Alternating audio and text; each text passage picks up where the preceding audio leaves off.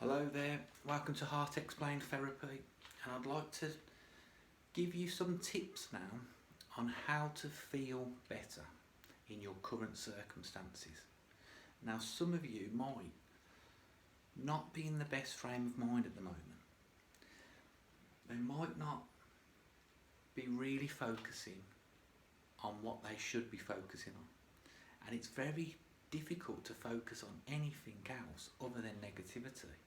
The news, the TV, the circumstances, the environment, not seeing friends and family, not doing all those distractions and habits that you did before. It's going to take its toll, and that mental toll becomes a physical toll, so you get sort of ended up in this horrible psychological physical loop, and it's difficult to do anything out of that. You're focused on the pain. If you're not focused on the pain, you're focused on anxiety. You come out of it probably for a few minutes only to read an article or have some sort of reminder that you can't do what you normally do. Now, in this position that you're in, it's very difficult for anybody actually to help you. It's very difficult for me to say something that will not be patronising, because I'm sure that you've tried everything in your capability. In your mindset, you've tried a lot of stuff and you just can't do it. So any sort of words of wisdom end up hitting this sort of brick wall of, I've tried this. So straight away, you probably don't truly believe that anything is going to be fixed until all your habits go back to normal. Now, unfortunately, it's going to be another month, possibly 2, possibly 3. So your physical state and your mental state hasn't got time to try and have the hope that everything's going to go back to normal. So those distractions and those habits that you relied so heavily on to keep you what you believe is some sort of sanity, they're away at the moment. So I'm going to replace those for you. I'm going to tell you exactly what to do to replace all the habits that you've lost. And I'm not going to patronise you, because I know a child could do what I'm going to ask you to do. Now, for this, if you've got any outside noise, it might not work. So I'd like you to go somewhere. Just press pause now and go somewhere where you're comfortable, where you can dim the lights, put a little bit of music on, light a candle, do whatever you want to do to get cosy, because I really need you to concentrate on this, because you're going to really enjoy this, and you're going to use this as a tool for the next few months until all your distractions will come back, and they will come back. It's just temporary, but we're going to replace that right now. Now, if you've got this environment that's peaceful, and you're settled down and you're really relaxed, I want you to listen to what I'm about to say. Remember, a child can do this, so there's no defense mechanisms that you need to have. You can just totally relax now. You can listen to my voice. You can even close your eyes and just really start to focus on what I'm going to say, because I'm about to speak some words that will make you feel better. And these are the words that are going to replace the other habits. Now close your eyes for me and listen to the way that I speak. And I will say a short bit of the alphabet.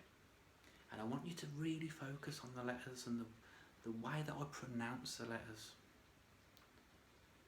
A, B, C, D.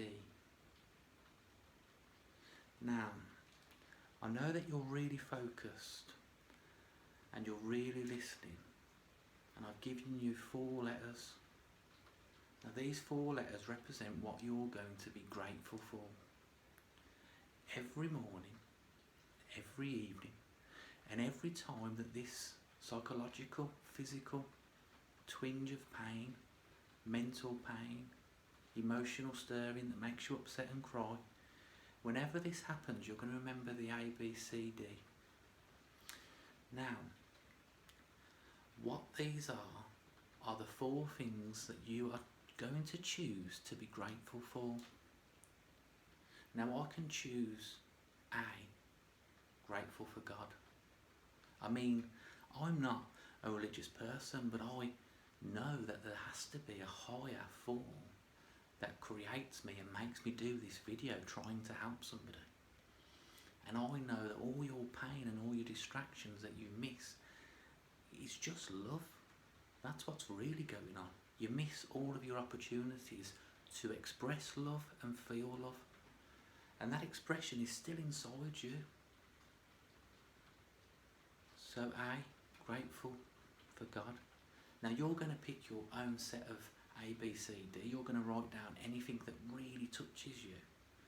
But even if you're not a religious person, even if you're anti-religion, you have a God in a sense because you have the capability to perceive that God doesn't exist.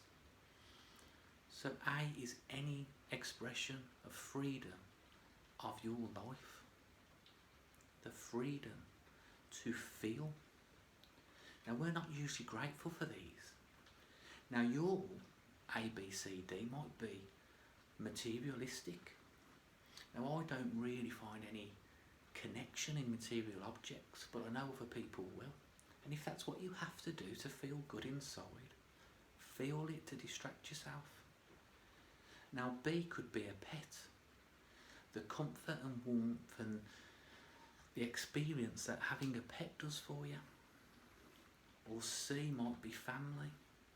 And it might not be the family that you see right now, but they're not really left. They haven't gone anywhere. There may be 4 walls and a town between you. There may even be an ocean between you. But there's nothing really between that love inside you and that love inside them for you. That's connected. That means you can never be alone. That means loneliness doesn't exist. Now for C, you could go for the children, your husband, your wife. Whatever is personal to you. But think of these things that you're grateful for, that you never really think about. I mean, I would suggest breathing. Something that we're never grateful for, but you can do it. Isn't it funny that you can talk with your breath for so long about everything that's bad in your life and never once say, I'm grateful for the breath to be able to tell you about my anxiety, about my problems, about everything I miss, about the worries of COVID. But you're never grateful for the breath that allows you the language to say it. And you have to get back home. You have to recenter. Because what all that did before, it was your habits and your distractions that brought this same thing to you. And it hasn't gone anywhere.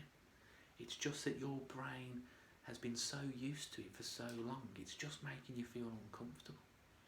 And if you think about it, if the end of the world had happened yesterday, the apocalypse, and you woke up today in your mind, in your body, in your home, in your bed, with your life, wouldn't you be the most grateful? The most grateful human being that you could ever be. Now this is a place you can attain mentally. It's a mind process, it's just a thought. It alters your reality, which alters your feeling, which snaps the loop. And then you feel so good that when the bad stuff comes in again, you're a bit stronger. It's not going to avoid all negativity and bad stuff, but when it hits you, you can do this ABCD. I am grateful for God. I'm grateful for love. I'm grateful for family. I'm grateful for the feeling of loneliness, because it shows me that all those things are just love, God, freedom. It's all connected. There's nothing to fear other than you fearing the actual fear of all that love not happening again.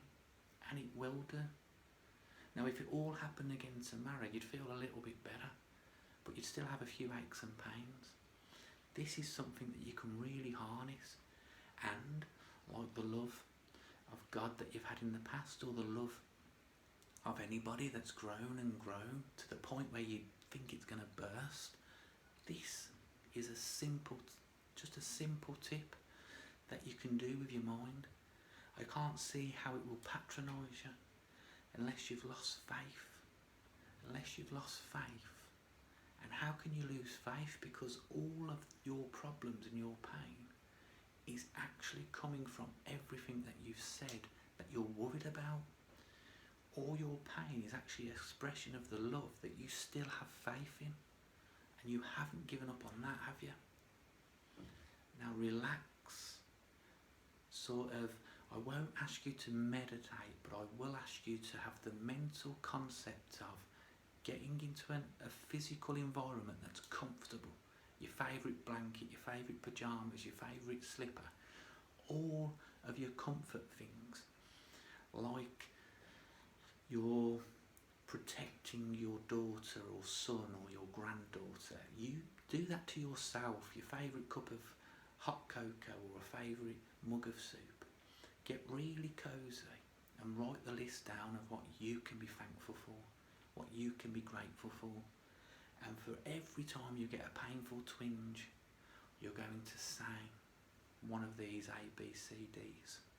You're going to say it when you have a mental fall, or when the news is on and you see everything that's quite bad in the world. You're actually going to have some compassion and empathy that everybody's in the same boat, and it's your job to survive like everybody else. And that's where you can give back to other people. You can ring more people and say, you know what, I'm not dealing with it well, but I'm going to help you deal with your stuff.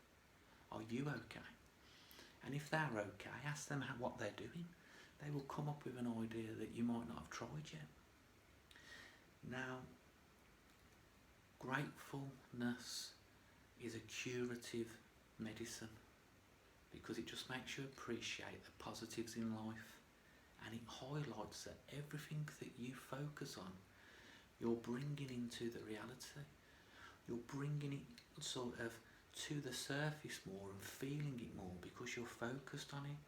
And that's an energy, that is. That's God. And you can change this energy to a different energy. The one that sees love, sees you expressing that you're going to have pain in this environment. You have been uplifted from everything that you have only ever known. And it's okay, it's all coming back. You just have to have patience. And you make sure that you don't lose faith. And I hope that can help people.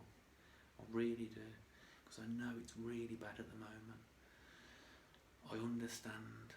Because my head goes sometimes and it's not nice. But I just realise I'm going to feel uncomfortable for a hell of a long time if I focus on that head that just is misunderstanding reality. Misunderstanding that it's lost certain concepts, when really you haven't lost anything. There's been changes in the reality, but nothing has changed inside you. Your heart hasn't changed, your mind hasn't changed, just your reactions have.